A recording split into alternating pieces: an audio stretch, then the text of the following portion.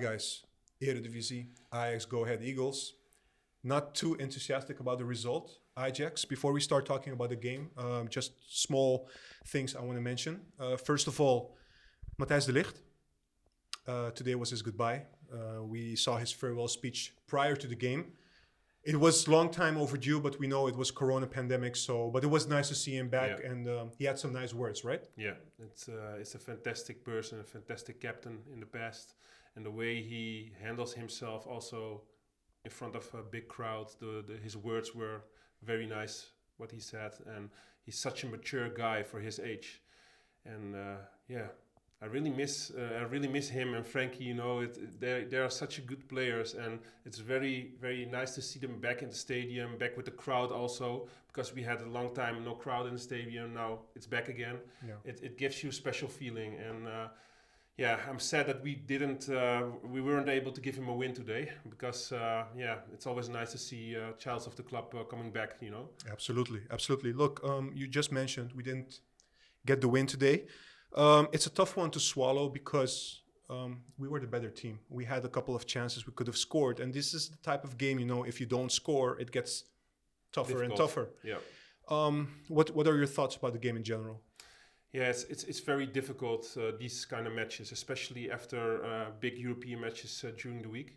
And these with all due respect, because they played very disciplined today, go ahead Eagles, so kudos to them. Yeah. But with all due respect, smaller teams in the competition, this is the kind of football they play against Ajax. Yeah. They park the bus because they do not want to get a score against them like early this season, like 9-0 or something. Yeah. So I understand the philosophy, but it's damn hard to score against these kind of teams, because you saw in the first half, their two strikers, they were like in front of their 16-yard box. So they are actually parking the bus, and it's so difficult to combine within these narrow spaces. So I'm not even very mad that we didn't win. I want to win. I want the 3 points, because it's sad that we lost points against these opponents, you know. Yeah. But it's so difficult to score a goal if the space is so narrow. And the only thing we can say to Go Ahead Eagles is that they done it well, because they were disciplined and they stayed in their position the whole game.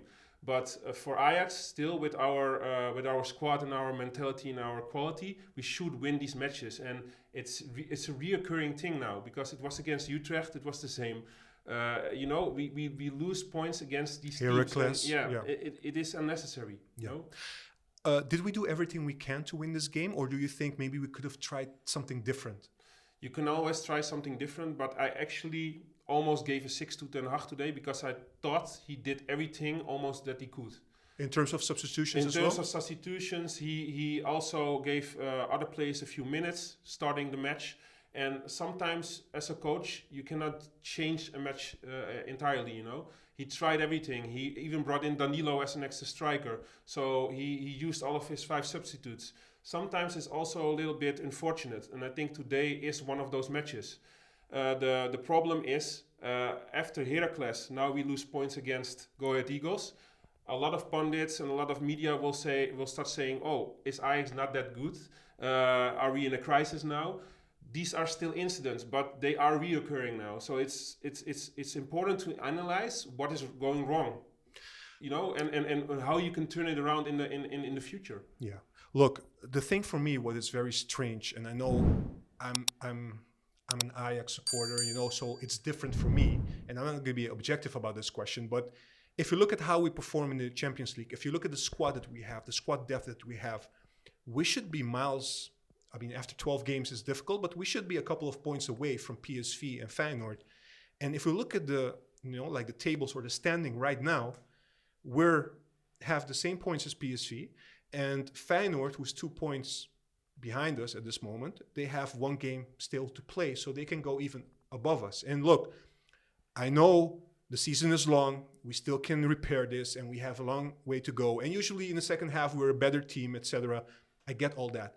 But isn't it strange that looking at the team that we have and looking at where we're standing in the Eredivisie, isn't that a strange thing? And if you take into account how we play in the Champions League, isn't that just strange? No, but Juan, you also have to take into consideration the luck factor.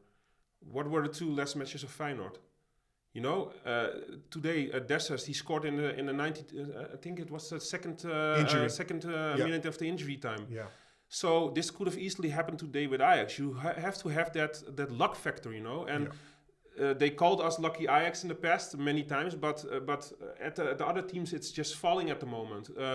I remember PSV had a match like a few weeks ago. In the 83 minute, they were still behind, or it was still like a draw, and they scored 3 times in a short time frame. So you just have to be a little bit lucky also with the goal that goes in the end, you know. And today it didn't happen for us. And with Feyenoord, it did happen in the last minutes of the injury time. So are they doing better than us, or are they just more lucky at that moment? Okay, but look, if you look at today's game, I will agree with you and say, okay, this is lucky, this is not lucky, we had bad luck today. I will go that far with you. But if you look at like 12 games now, I think we lost 9 points. Are you saying all these matches is due to lack of luck, or are you saying there is something more going on? No, I think there is something more going on that you have to analyze. Why aren't we scoring? Because we created a lot of chances. You saw the statistics during the match. It was like in the 70th or 75th minute. They shot 24 times at the goal, and Go equals only 2. Yeah, absolutely. Look, I'm not mentioning anything about this game. I think this game is a bit separate from the other games because we should have scored. I mean, we were so much better. Yeah.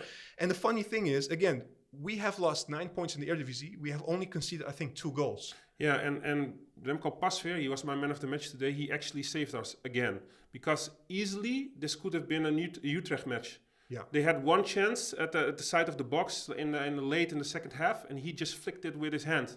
Otherwise, you could have been 1-0 down, and they maybe could have taken 3 points today. Absolutely. So these kind of teams, they are waiting for one chance, and they hope to strike.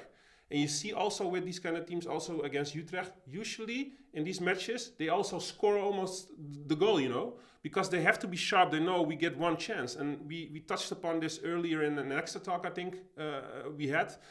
Ajax is used to getting so much chances that they are not that sharp anymore, like finishing them off directly. Yeah. So they have to score that first goal. Then the other team has to go out and try to get also a goal so that they are...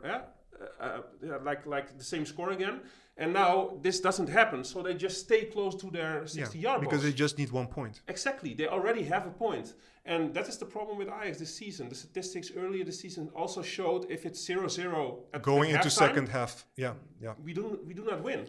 Yeah. So this is actually a problem, but what can you do about it? You have to be sharper. The only thing I can see is they were giving crosses during the match, and almost like 90% of the crosses were not above the first person of the opponent. You know, there's always standing somebody at the first post, and he's always heading the ball. Yeah, true. Look, again, you know, like Darami had a header, Klaassen had a header. I think when Danilo came in, we had got a corner kick. Then Martinez had a header, and Danilo, you know, his ball was cleared just over off the line. I mean, we had chances to score, you know. It's very unfortunate. And last time we went into international break, we lost to Utrecht. Now we're going international break. We had 2 consecutive, draws. We have to pick up, you know. I mean, November is usually a curse for us. We know that. And December a little bit as well. Yeah. Let's hope... Maybe this was the early curse already. Hopefully this is the only curse we have. And hopefully when we come back, we're fresh and we can end this one, you know, until the winter break. We can go on a run again. Again, Champions League, perfect. Yeah. Eredivisie, we got some things to do. Yeah, but it's also nice that there's a little bit of, you know, tension, and it's not that clear yet that you're 10 points ahead. It keeps it fresh a little, but don't get me wrong, I want to win every match. But I still believe, I'm a positive guy, that these are incidents. And Ten Hag just has to learn how to turn things around earlier and recognize the problems that is occurring during the match. And if he does that, I have the full confidence that we will still be with the prize at the end of the season, the competition.